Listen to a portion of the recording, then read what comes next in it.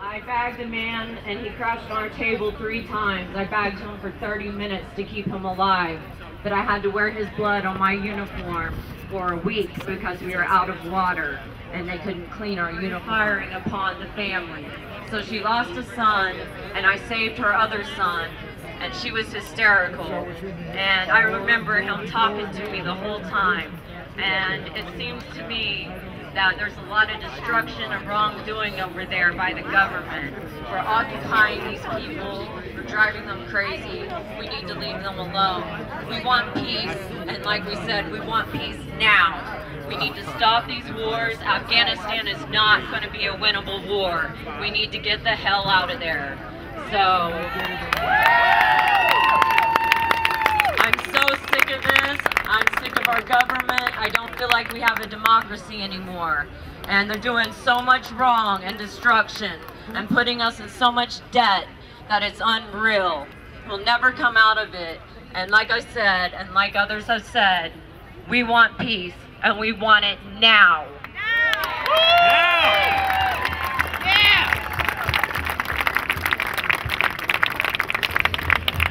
Ralph Nader is our next speaker.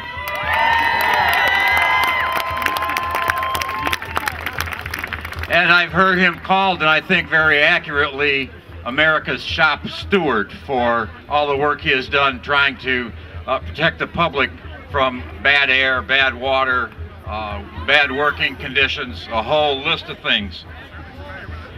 Ralph knows that we can't have peace without democracy, and we can't have democracy with increasing corporate power. Ralph is an associate member of Veterans for Peace. We're proud to have him. He's a friend of the earth, to working people, and a friend to peace. Ralph Nader.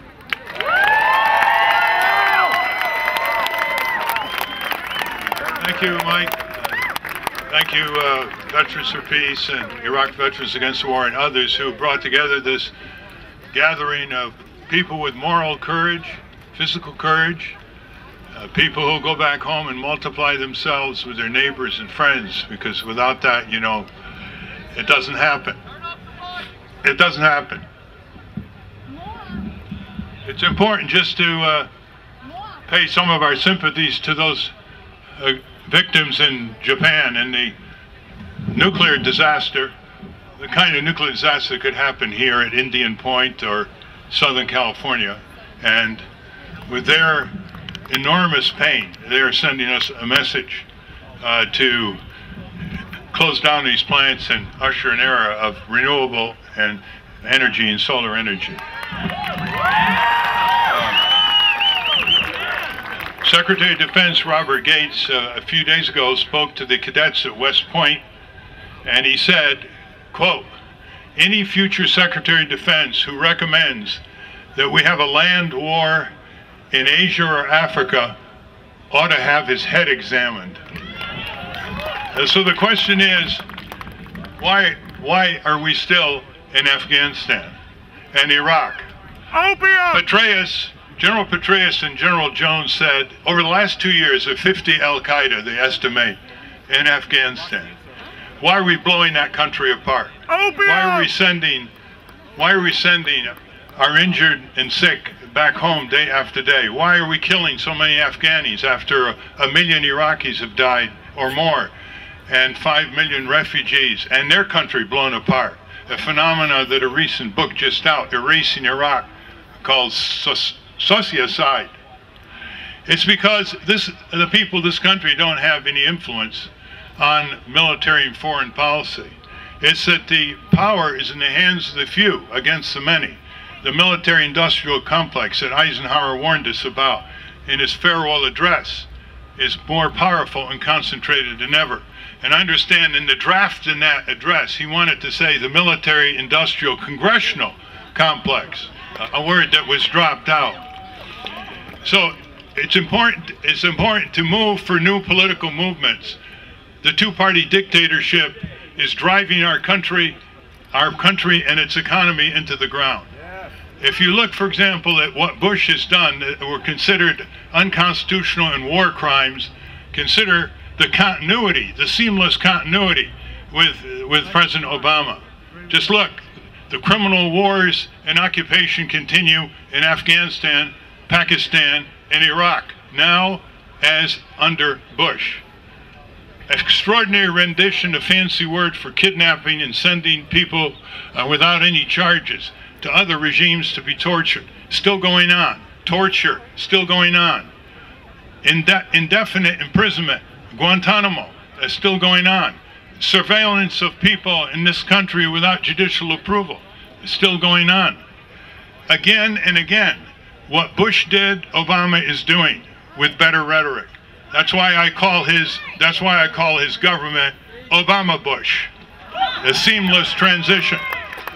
What we have to do here is talk to the American people about how these wars are boomeranging against us, the reason why so many budgets are cut, unemployment, lack of law enforcement against corporate criminals, because we're putting so much money into Iraq and Afghanistan and Pakistan and others.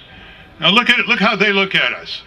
There aren't any Al-Qaeda to speak of in Afghanistan. There are 25 to 30,000 Taliban fighters. They have no air force, no navy, no artillery, no tanks. They have Kalashnikovs and rocket-propelled grenades and suicide belts, and they're holding down the most powerful army in the history of the world, 100,000 American soldiers, 100,000 more contractors, all kinds of Afghani soldiers. How are they doing that? I mean, they're pretty cruel themselves. How are they doing that? Because they have a cause that says expel the invader. Expelling the invader will be forever the cause of everybody in the world who is invaded. And so we better pay attention to the way the Afghani people who are not fighting, just going around their daily lives. When those 9 boys were killed by a drone on March 1st, their families are going to hate America, and their relatives are going to hate America and want to fight America. When those wedding parties were blown up by this so-sorry terrorism, helicopters, the same thing. We're boomeranging. We're creating enemies and fighters against us. So this is not a national security, it's just a reverse. It's creating hatred and violence all over the third world against the United States. And those militarists and those warmongers who are both Democrat and Republican are speaking on our behalf, and we must never let that happen. So, now, David Petraeus, General David Petraeus, he's seen here as a suave PhD doctorate from Princeton, immaculately dressed, very, very self-controlled in his presentations to Congress. We heard it all before in the Vietnam War.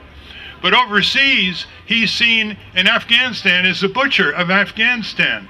We have to begin looking at the way these people who never fought against us are being torn apart. That country's being torn apart. Never mind the Taliban fighters. Those nighttime kill raids are seen as metastasizing terror by people who are in their homes. They don't know when it's coming and what's going to happen, and their children. And it's all secret, and there's no accountability. Now, what do we do about this? Let's look at this very clearly. Everything we want at this gathering, if we want the wars to end and the peace to come, it's got to go through those 535 men and women in Congress who put their shoes on every day like we do. Kucinich's resolution to get out of Afghanistan had over 90 members of the House. There's another 100 members of the House who are on the fence. They need a push. I mean, that's a pretty good start to begin with. And the Vietnam War was stopped not only by the protests and the demonstrations, which were critical to the climate, and the lawsuits, and the sit-ins, and the civil disobedience, etc. They were stopped because finally Congress cut off the money. That's what Congress can do for this one. So now here we are. We've got budget cuts in Congress. People from Harlem to East LA are being cut in terms of food rations, in terms of health care and child care, energy assistance to the poor in Appalachia and Maine are being cut. But what budget is not being cut because of the kind of organized citizen action that we have to learn from? The one budget that's going up is the U.S. foreign aid to the military, technological, and economic superpower called Israel that's suppressing, oppressing, brutalizing the Palestinian people. So, how is this being done? It's being done by organized citizen action of a certain persuasion in every congressional district, led by AIPAC. Every congressional district. There was a time when that lobby was very weak. There was a time when they couldn't get any press. They couldn't get their calls returned. Now, anything they put on the table in Congress, they get over 95% of the members of Congress. That is the kind of citizen action to learn from. How do they do it? First of all, they don't blow off steam unless it's focused laser-like on every member of Congress. They go personally to every member of Congress. They go to their offices back home, whose addresses are in your phone book. They go to the offices on Capitol Hill. They raise money for their campaigns. But the most important power is the power to absorb the time of members of Congress who say to AIPAC, we'll do whatever you want, just get off our back. We got other things to do. In other words, everything we do has got to focus on each senator and representative, their grown-up children, their brothers, their sisters, their grandparents, their friends, their business associates. They're all back home, and you can find out who they are. I can't emphasize enough that we can have massive rallies. There was one 200,000 some of you were at in 2003. If we do not take that energy and zero it in on each member of Congress, say, okay, where are you now? Where are you going? What's your decision? What are you going to do? Bring the soldiers who are coming back from Afghanistan and Iraq. Most of them are against these wars. There was a poll in January 2005 of soldiers in Iraq that the Pentagon did not challenge. Over 70% of the soldiers said in January 2005, we got to get out of Iraq in 6 to 12 months, including a majority of Marines. And you don't think they think that's true about Afghanistan? We got to get them speaking to the media. You have on your side a majority of the American people. You think the majority of the American people now, suffering unemployment, suffering cuts, want their tax dollars, want their sons and daughters to go blowing countries apart that don't threaten us? Of course not. So you have what Abraham Lincoln called the public sentiment. With the public sentiment, we can do anything. And that's what we have to organize. And so each and every one of you, if you haven't done it already, you go back and you get 10 people. You get your neighbors or friends and relatives, sit them down in the living room, and just connect with that general public sentiment, the energy to put that public opinion on a cutting-edge impression on the members of Congress. Well, let me just leave you with a couple last words. Cutting off the money is what Congress can do. You see, the executive branch, the imperial presidency, has a momentum of its own, and it can do whatever it wants until the money runs out. That's what you want to focus on. And now with people desperate for services that are being cut, all kinds of health and safety programs are being cut. Housing, education.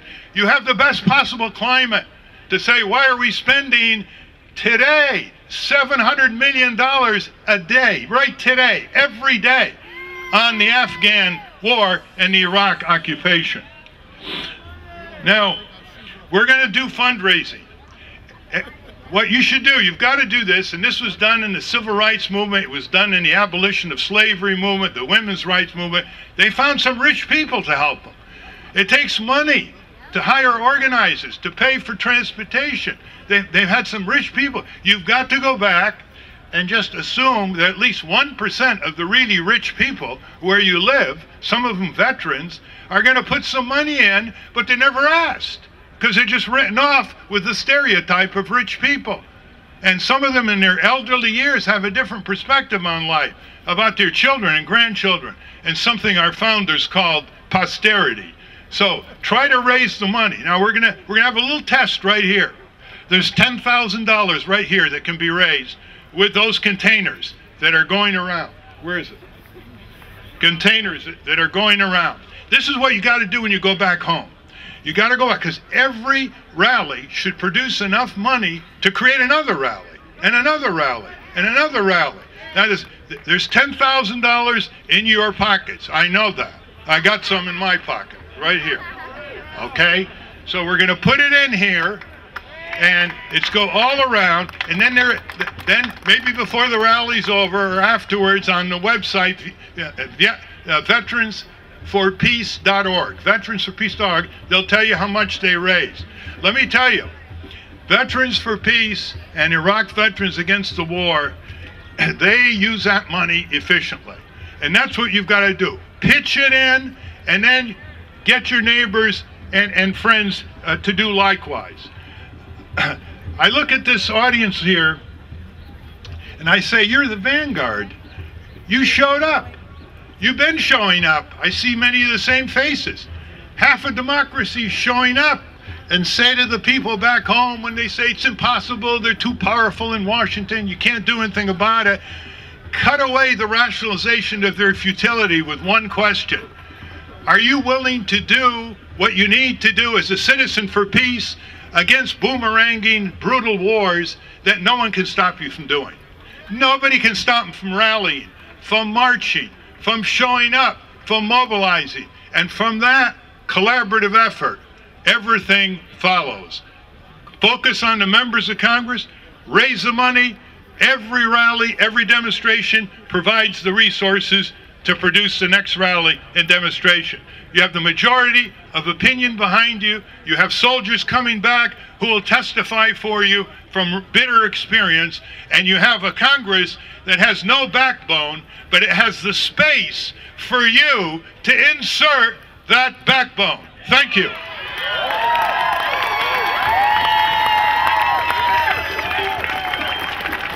Thank you, Ralph.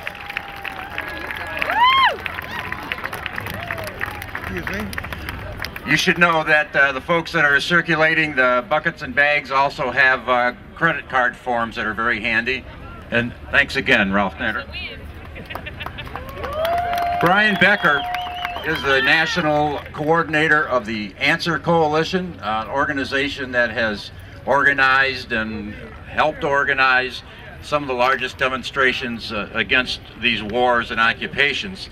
And Brian is here with us today. Brian? Here, another one. Wait. You gotta be more aggressive. Sisters and brothers, let's thank Veterans for Peace and March Forward and Iraq Veterans Against the War and the other veterans organizations that have taken the leadership today, the 8th anniversary of that genocidal, criminal war that took the lives of 1 million Iraqi people. Let's thank them, and let's be there tomorrow with Bradley Manning at Quantico Marine Base. You know, when the war makers send the aircraft carriers, the cruise missiles, the 5,000-pound bombs, the millions of troops to invade one country after another, they never say, we're going to invade this land because we want to exploit the natural resources of the country and the labor of the people. Will you please join us in this campaign to dominate, subjugate, and exploit the people? They never say that, and the reason for it is that no mother or father would ever let their child be sent to die for that kind of a war. But sisters and brothers, the war in Iraq and Afghanistan, and before it the wars in Yugoslavia or Somalia or the Contras wars in Nicaragua or El Salvador were precisely for that reason, to exploit, oppress, and subjugate. They demonize the enemy so that the American people acclimate to the idea that somehow the mission has a humanitarian goal, or a goal to defend democracy, or for freedom.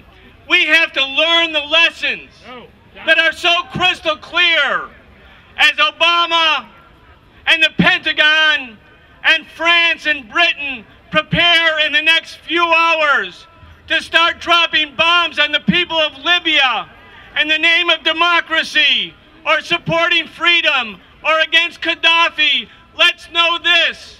Libya is the largest oil producer in Africa, and there's no possible way that if the U.S. goes into Libya that it's ever going to come out.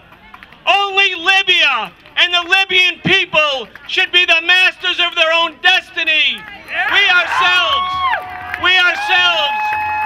We ourselves reject the idea, fed to us once again, that U.S. imperialism, with all of its guns and bombs and missiles, is going to help unoppressed people.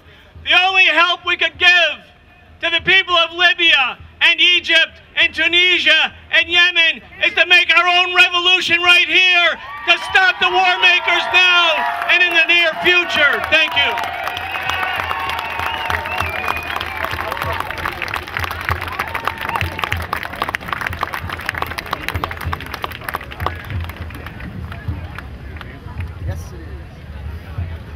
Our next speaker is a winner of multiple international music awards. He's a colleague for life of the Oklahoma State University History Department. He's a master bass fisherman, a Vietnam veteran, and life member of Vietnam Veterans Against the War. Some people know him as Bill Homans. Many people know him as Watermelon Slim. Thank you, Michael. Mr. Obama, listen up. I know he's not actually listening, but whoever's listening for you, listen up. I want to tell you about some things that are unacceptable in this United States. It is unacceptable to bankrupt our children and our grandchildren with the deficit spending necessary for 2 wars simultaneously. Don't tell me Iraq's not a war. People are still fighting there. It is unacceptable militarily to bog down the forces of the United States in wars like this when we can't even take care of something that might be a real threat like North Korea. It is unacceptable, Mr. Obama, to create daily, weekly, yearly, more and more combat veterans damaged in body and mind. And some of them not even coming home, 5,938 of them not even coming home. Mr. Obama, these wars were George Bush's wars. They are now your wars. I hate to say that, but it's a fact. Bring our troops home, and let's enjoy the economic net gain of the difference between logistics supporting 2 wars half a world away and bringing the troops their lunch on the Mexican border. Have a legitimate and honorable mission, and you'll never lack for legitimate and honorable recruits. We're Vietnam Veterans Against the War. We also endorse this action, and we're here just like we were in 1971 with Mr. Nixon. Mr. Obama, you and Mr. Nixon got that in common. We're paying attention to you. We say bring our brothers home. Bring our brothers and sisters home. Now. Right now.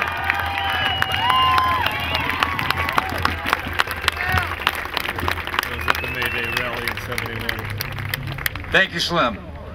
Our next speaker is a former Marine, a member of Veterans for Peace, and a Harvard PhD in economics. Some people may know Daniel Ellsberg somewhat better as a person who made public the Pentagon Papers.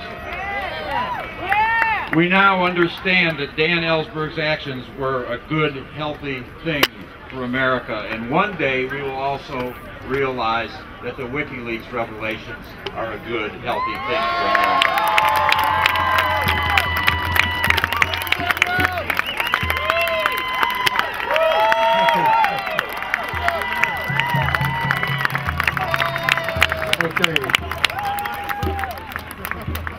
In September 1776, George Washington, who had just been kicked off the island of Manhattan, asked for volunteers to spy behind the British lines. and a 21-year-old, about the same age as Bradley Manning, stepped forward.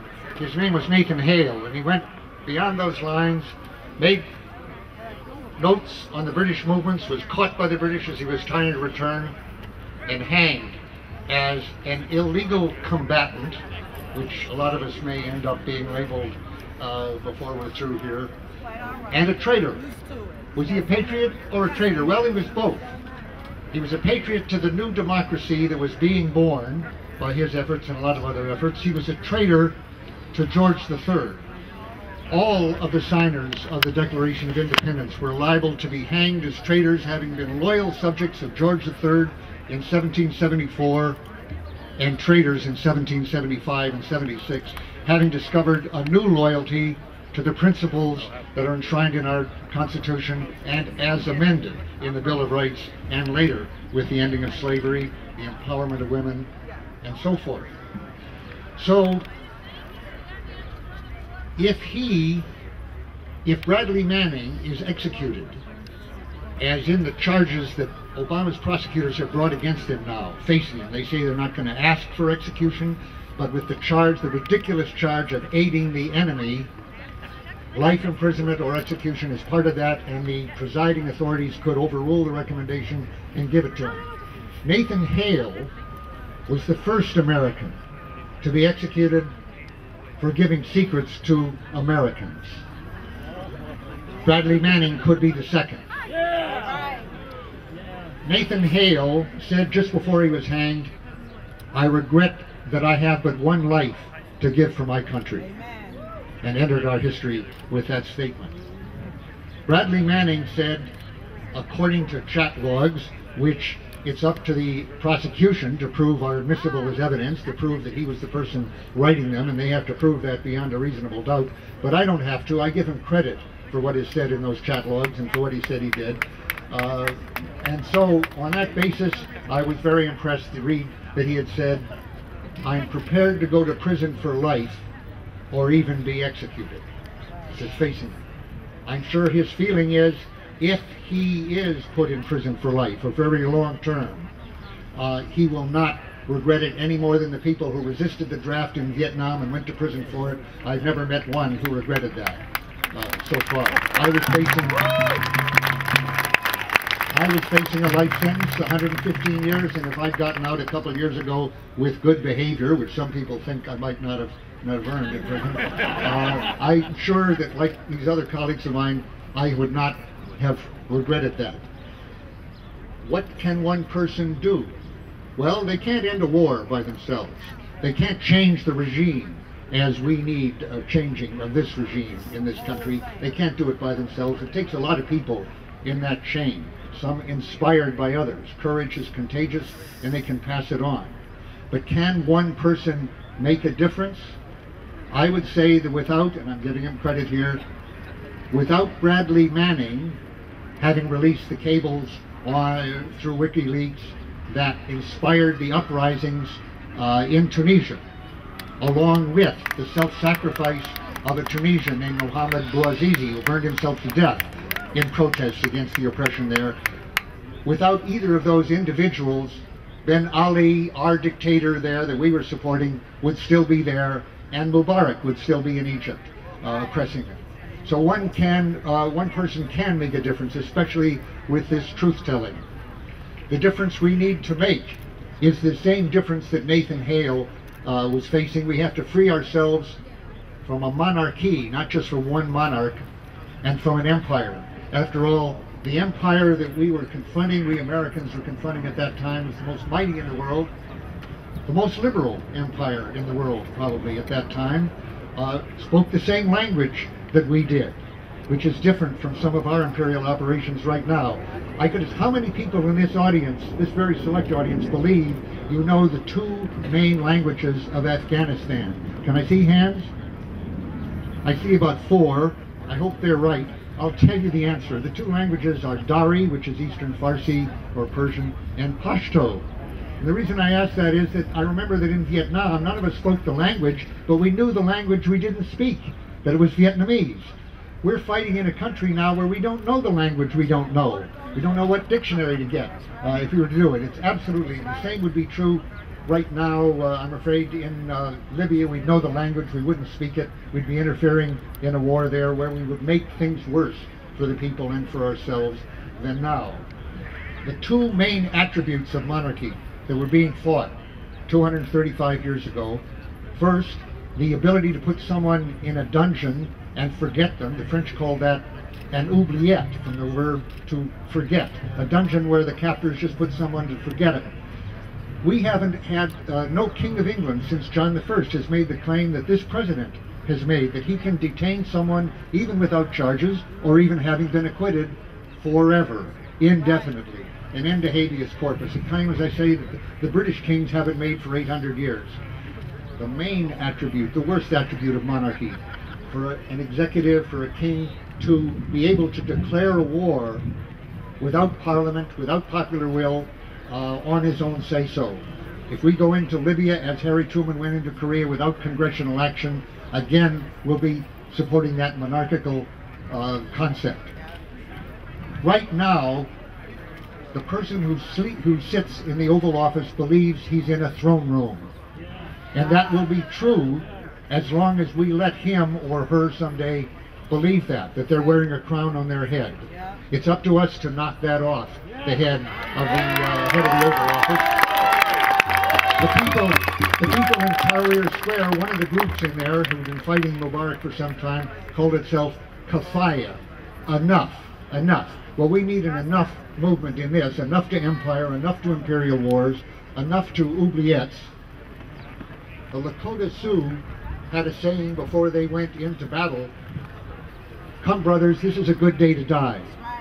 Well, this is a good day to get arrested at the White House, and tomorrow at Canada. So thanks for being here.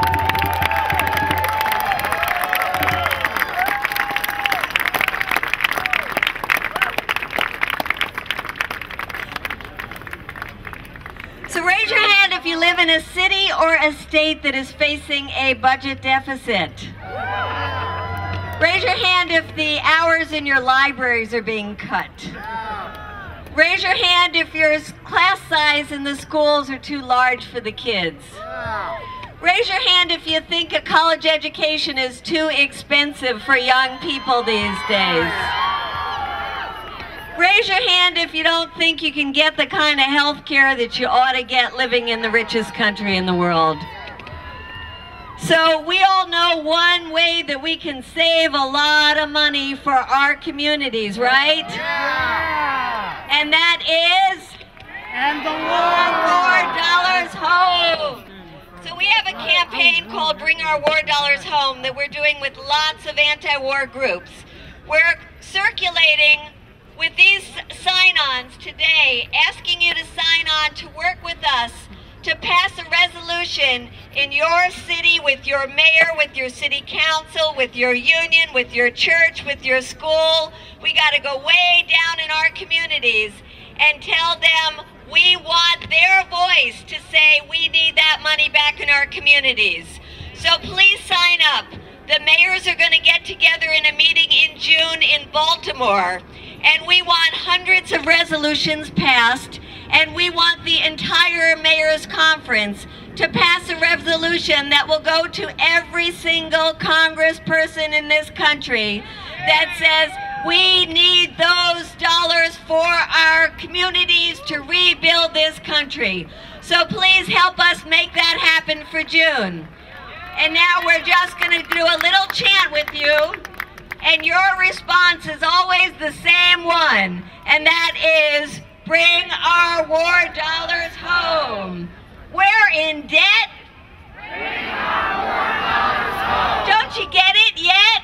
Bring our war dollars home. Millions each day. Bring our war dollars home. We're not gonna pay. Bring our war dollars home. No money for schools. Bring our war dollars home. Do you take us for fools? Bring our war dollars home. Time to stand up and say, bring our war dollars home. No war funds, no way. Bring our war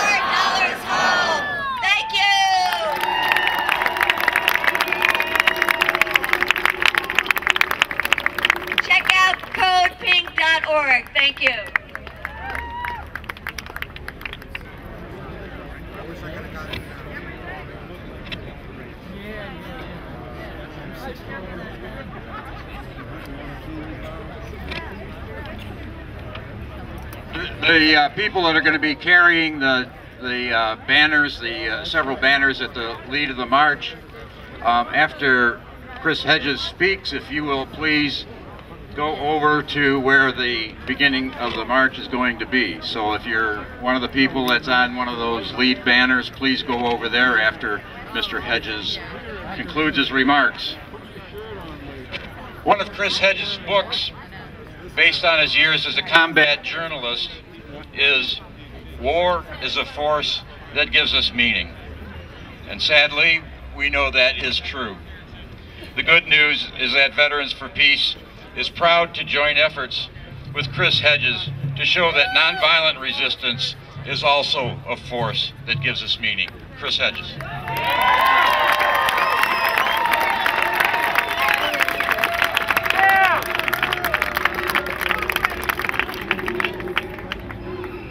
The crisis those of us who return from war face is not simply a struggle with trauma and alienation.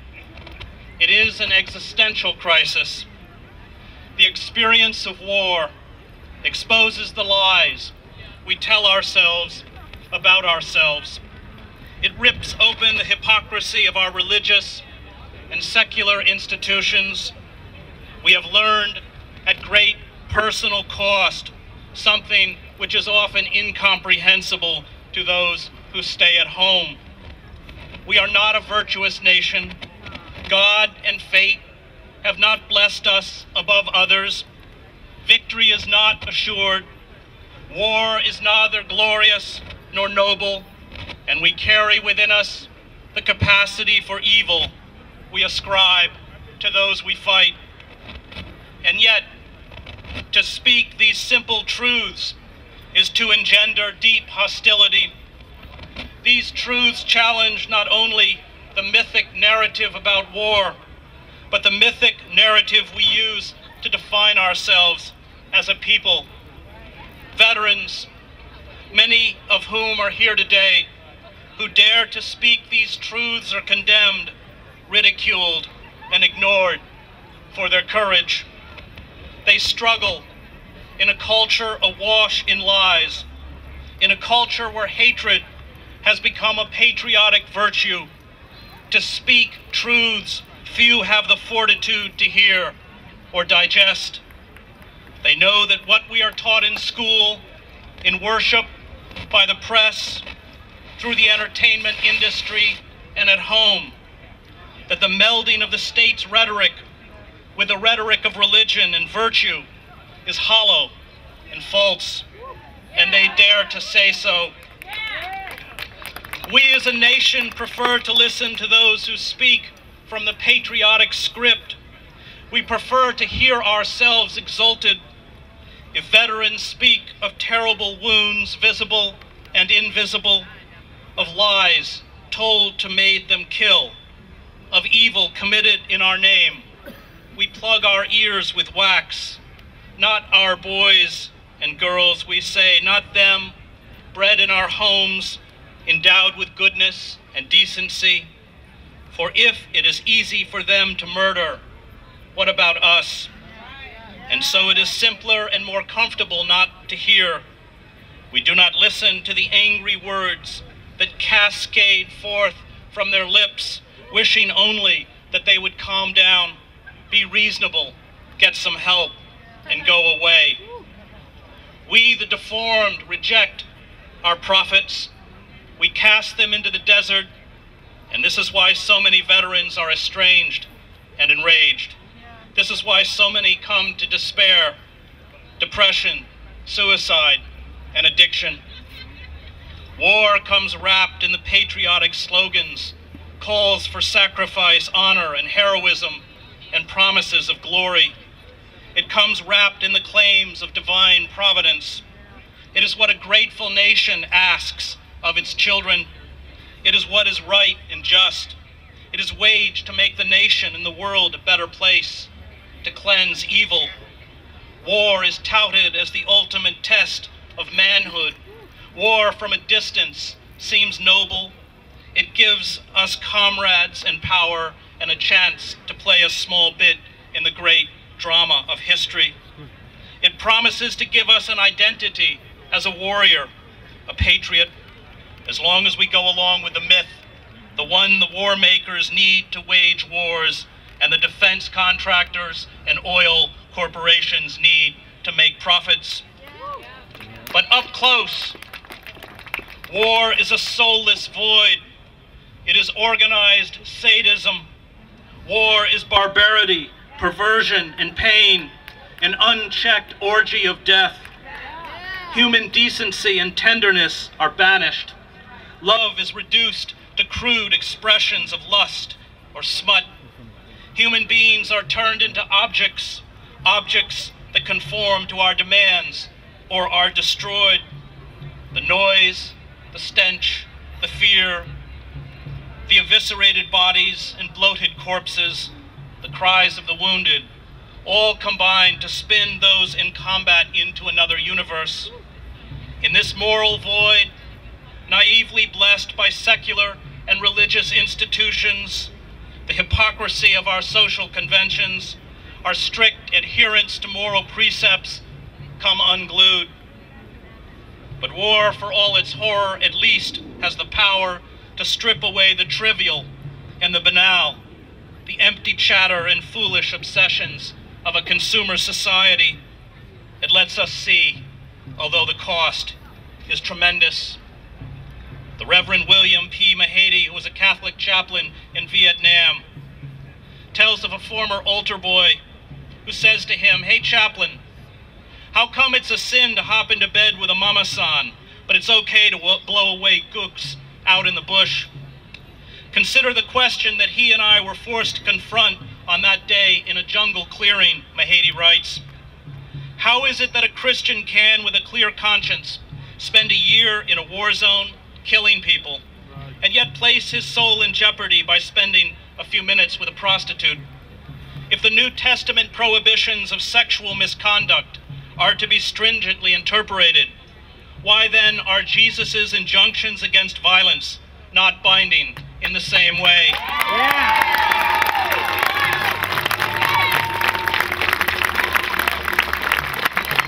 In other words, what does the commandment, "Thou shalt not kill," really mean?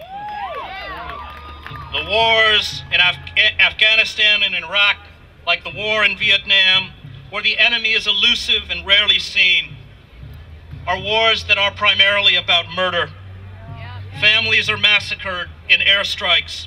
Children are gunned down in blistering, suppressing fire. Artillery shells obliterate homes.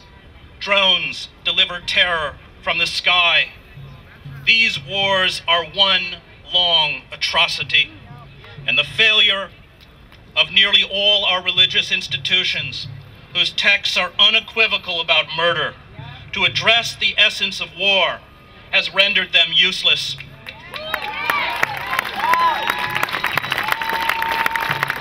Our religious institutions have little or nothing to say in wartime, because the God they worship is a false God. One that promises victory to those who obey the law and believe in the manifest destiny of the nation, or one that invests in a how-to is it with me spirituality, which in fact is an undiluted form of narcissism. There is more commitment to the sacred being expressed today in this park than will be expressed in every church, mosque, and synagogue in this city tomorrow morning.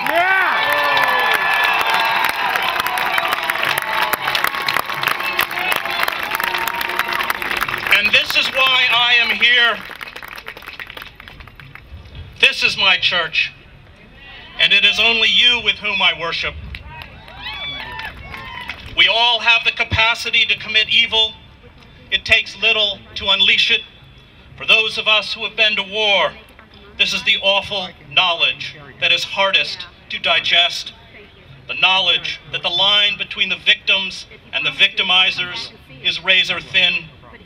That human beings find a perverse delight in destruction and death, and that few can resist the pull. At best, most of us will become silent accomplices. War empowers the worst elements of any society. Those who have a penchant for violence and a lust for absolute power. War turns the moral order upside down, and war has taught us that if you want to stop terrorism, you must first stop committing acts of terror.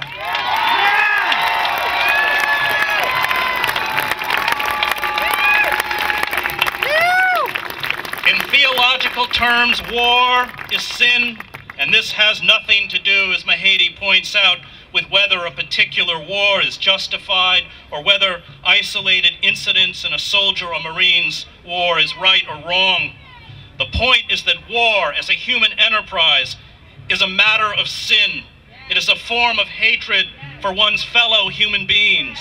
It produces alienation from others and nihilism, and it ultimately represents a turning away from God.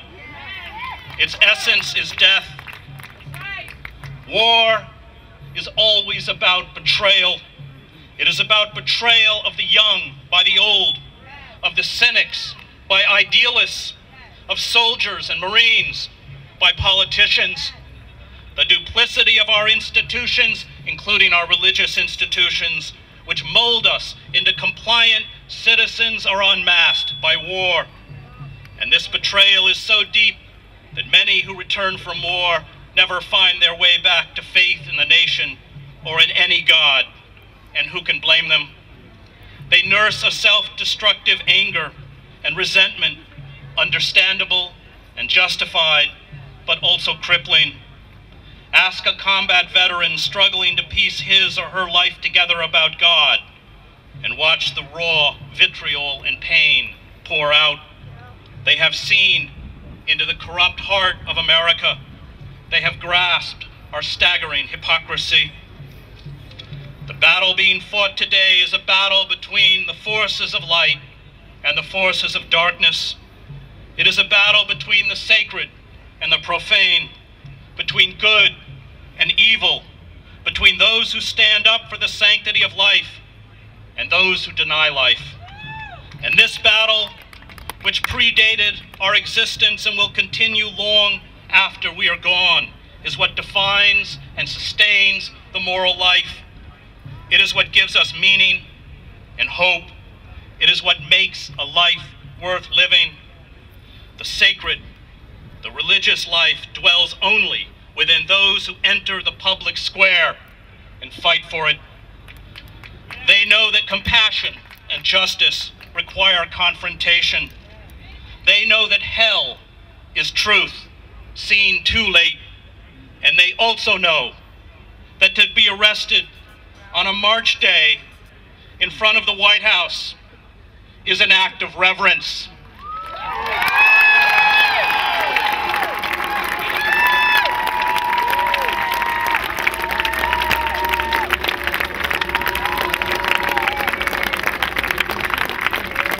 January 6th of this year, Ryan Endicott wrote an open letter to Marines about to deploy.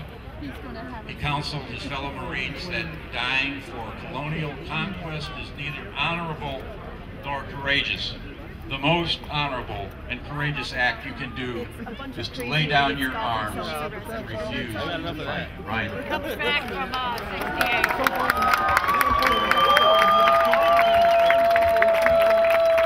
Welcome here today, my brothers and sisters, from all around the country here, in defiance of tyranny.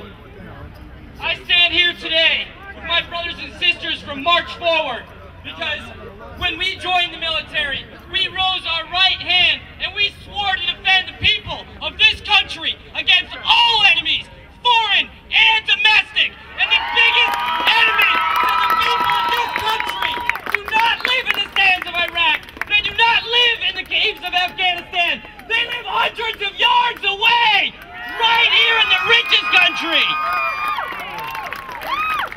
We came here today to collect on that oath. That's what we're here to do today. For we know firsthand, we've seen firsthand, we've been to Iraq, we've been to Afghanistan, and we know the realities of these brutal occupations, and we know that these people are not our enemies.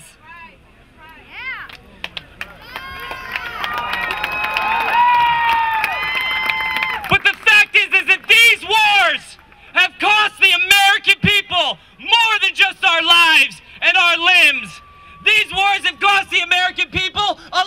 trillion! $11 trillion that the people need! $11 trillion that could have given all of us free health care and free education! $11 trillion that could have prevented millions of people from losing their homes, millions of people from losing their jobs, and $11 trillion that could have gotten hundreds of thousands of homeless veterans off the streets for good.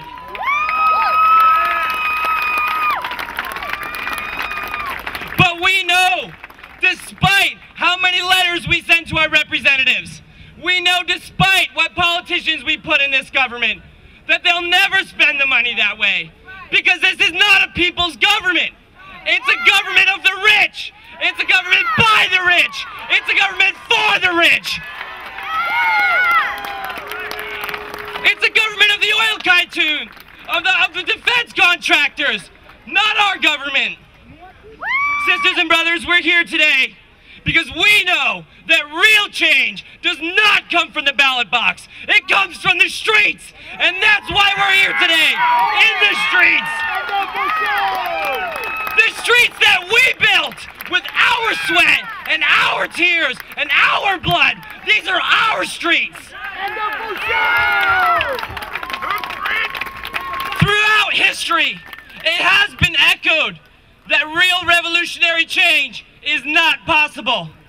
And yet, throughout history, people like Abraham Lincoln, people like Martin Luther King, people like Harvey Milk, the people of Tunisia, the people of Egypt, and every person standing in front of me today has made revolutionary change. We have rejected that idea. Because, brothers and sisters, that's what we're here today for, is to make history, to take our streets.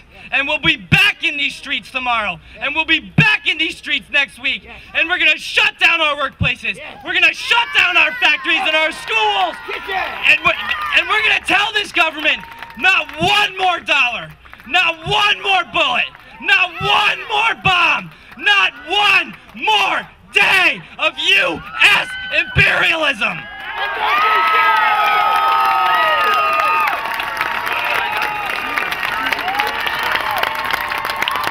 Thank you.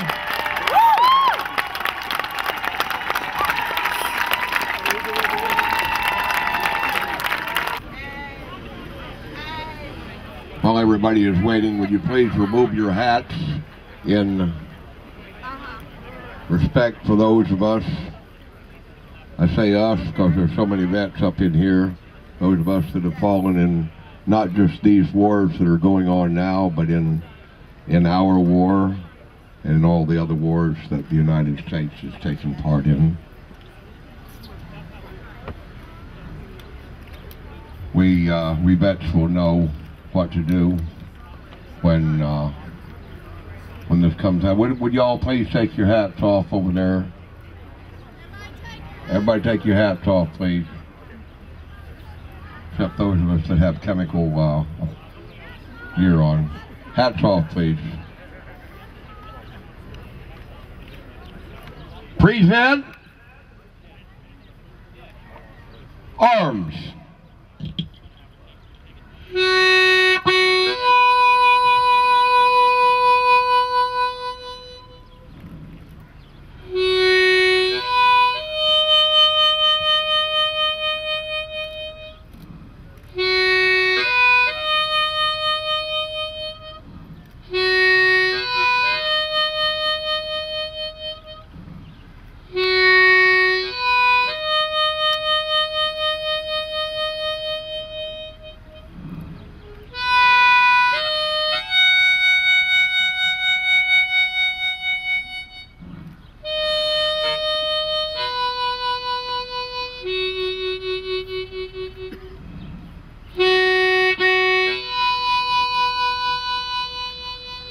Order, arms.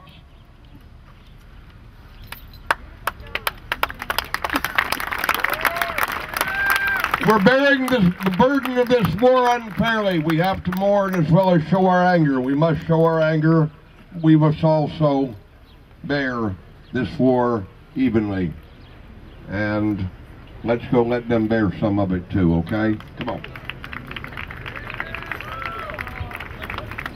Reporting in 012-235-502, 359th Regiment, 90th Infantry Division, 3rd Army. World War II in civil resistance is taking the point. Fall in and line up in fours, please. Thank you.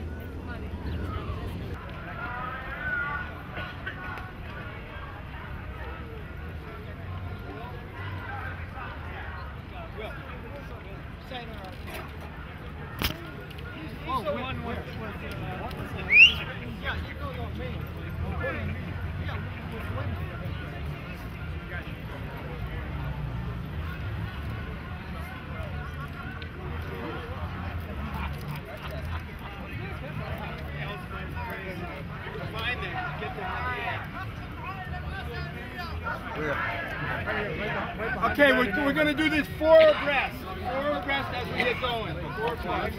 4 across as we get going. 4 across.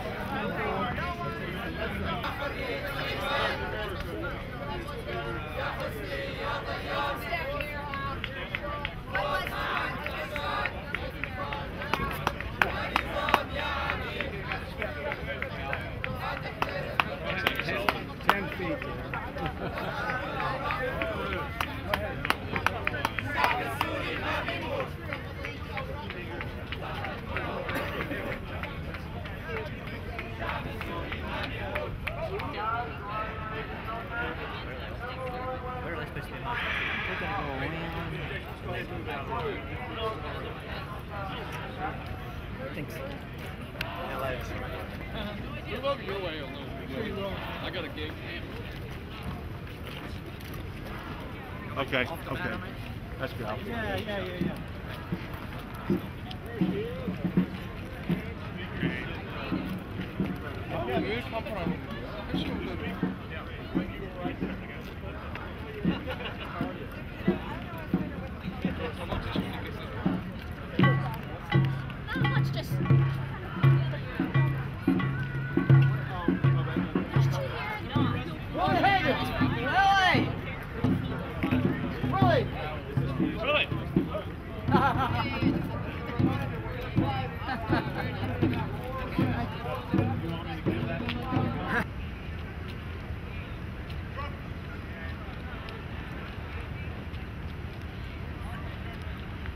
Drummers, where are the drummers?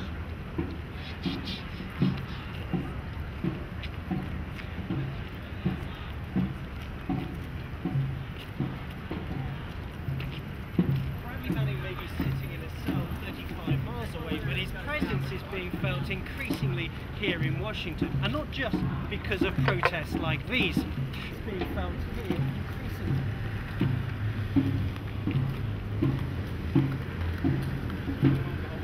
You guys that bad about 6 inches from like that lovely colonel?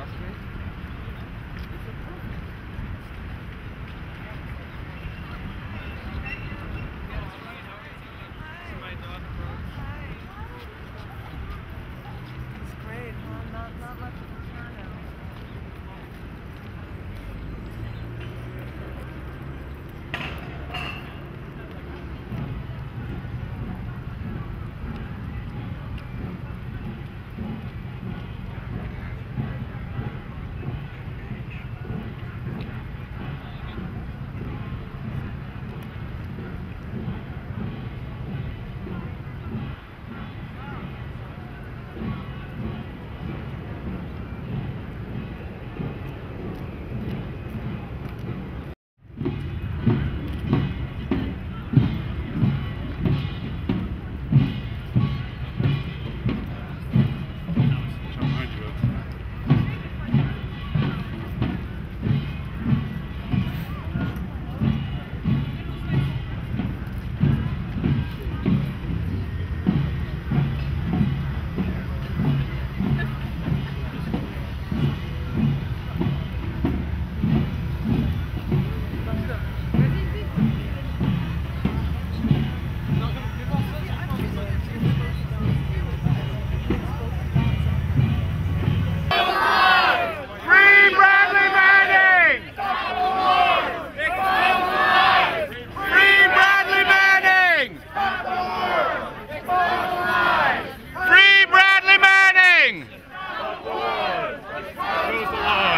Free Bradley Manning.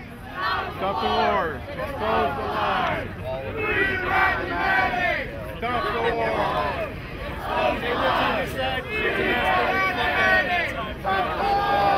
Expose the lies. Free Bradley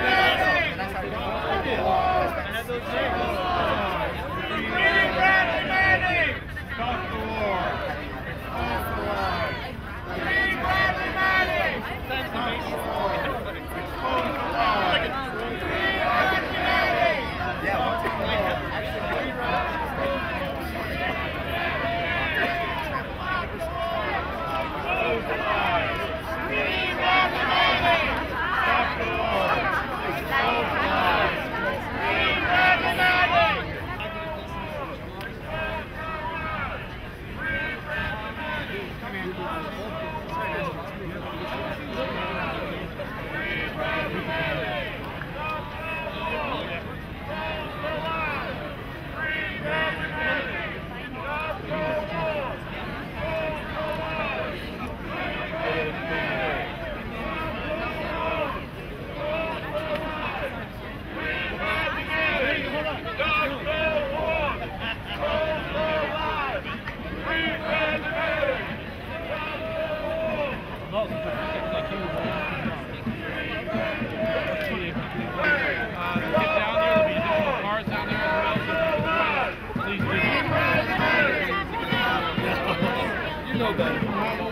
Stand here and resist the police and then decide to arrest them.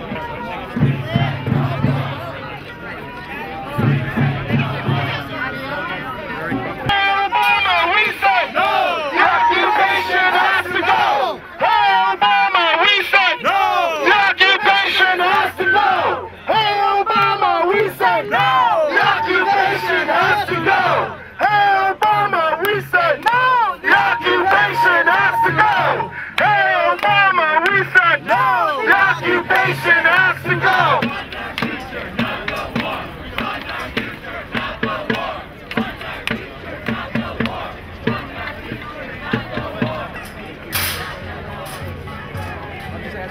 I don't know. If you want to be arrested, you can stay here. If not, the rule? I want to be arrested, I stay here. That's right. I got 30%. We're going to start closing completely off. If you want to stay and be arrested with the rest of the That's fine. If not, you should leave now. Okay.